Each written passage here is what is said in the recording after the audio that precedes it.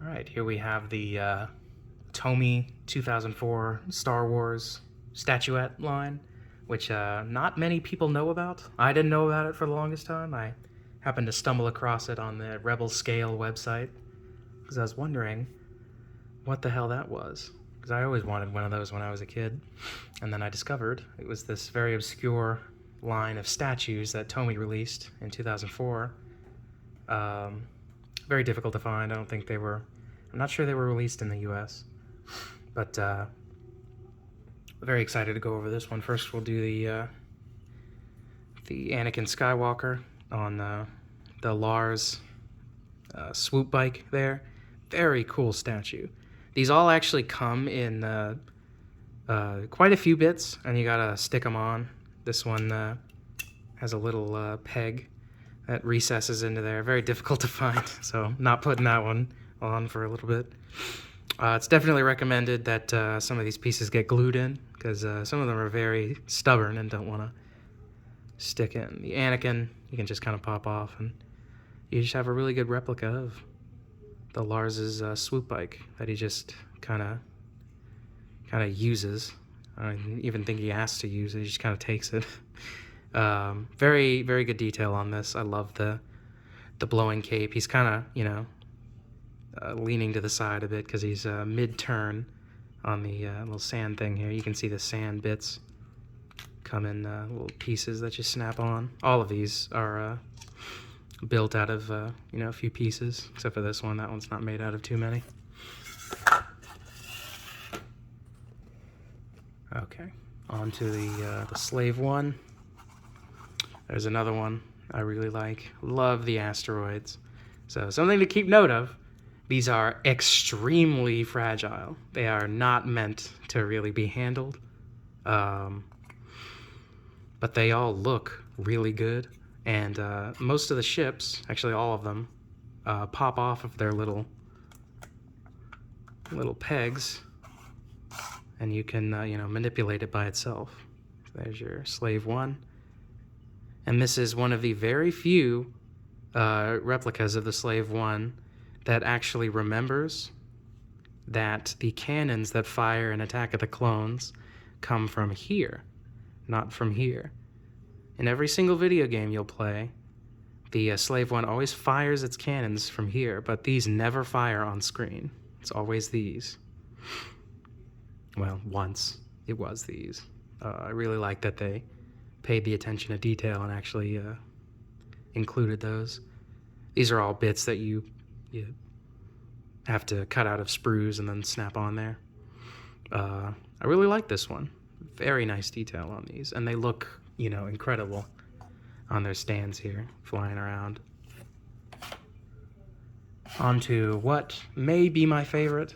It's a contest between that one. I love that one. But this one, that's going on a desk. This looks incredible. I absolutely love this one.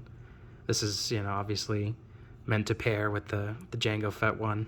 Their duel that they have, their little space dogfight chase that they do in the asteroid field in Geonosis. Of course, the Jedi Starfighter. Work that off the little pegs there. There's little peg holes in the bottom.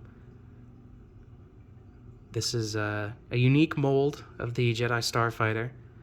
If you watch the film, this is much more accurate to the set that Ewan McGregor has to step in and out of when he's trying to send his message. The cockpit on that one is very tall and sticks up a bunch, and it seems like this one's been modeled after that one.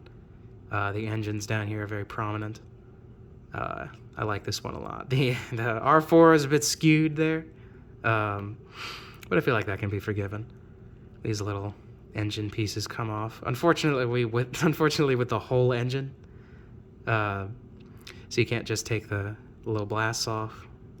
These are very fragile, so it's a good idea not to go swooping it around. These aren't toys; they're just kind of meant to look cool on their stands, and they definitely do. That just looks awesome. Okay, and then on to this one. So speaking of fragile, this one definitely is very fragile. My guns broke off there, and there's a tail gun that's meant to come out of the back there that broke off as well. So if you guys end up getting one of these, you gotta be careful with it. But it actually scales very well, remarkably well with the titanium gunships. As soon as I saw pictures of this on the internet, I knew I had to have it. I always loved the LAAT-C, the carrier, the one that, of course, in Attack of the Clones drops off the ATTEs. You can get a good look at that there. It's a little wonkified because these are all like bendable plastic. It's like rubberized. There you have your ATTE. It's painted pretty well. I had to actually modify it because mine was very like hunched and it looked strange. So I did a bit of a odd bootleg modification on this one.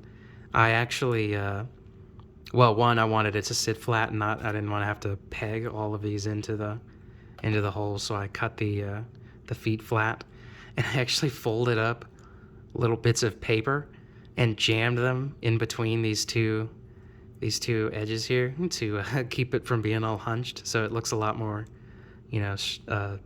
straight up, which I think definitely helps make it look a little better. It just means it doesn't peg in here anymore, but I think I can live with that. Let me pop that back in there. And then, the lamest one, because I'm a ship guy, I'm not really a statue guy. I mean, it looks cool if you like Yoda. This little piece pops into place there. The Yoda pops out. If you really like Yoda, it's a pretty cool thing to put on your desk. This scene in particular doesn't really do it for me, so not my favorite. But the paint on Yoda is definitely great. They actually they did something I really appreciate. They simulated the glow of his lightsaber by spraying green around his face and hands, and that looks great. That's a really, really effective little cheat that they did. That really works out pretty great, and I think it looks fantastic. Yoda toes there, not painted on the bottoms. They got his gray hair there, but easily the coolest thing about this is that paint cheat that they did, because it's very effective, works very well, and that's how that would look on your desk.